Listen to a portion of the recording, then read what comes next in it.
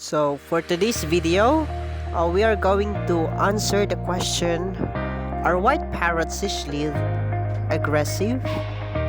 Alright, so white parrot cichlids are a beautiful, albeit controversial, freshwater cichlid.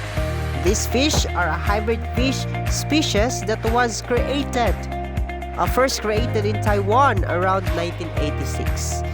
The exact species used to create the white parrot cichlid are believed to be a crossing of platinum convict cichlids and blood parrots. Now, to answer the question, white parrot fish are not considered to be an aggressive cichlid. They are rarely bullied because of their size, but also possess very little capability to attack.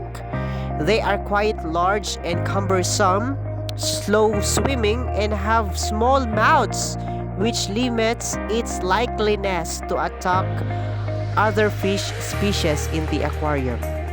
Otherwise, white parrot cichlids make ideal tank mates to other similar-sized peaceful fish, but care must be taken not to house with any fish small enough to be considered as food.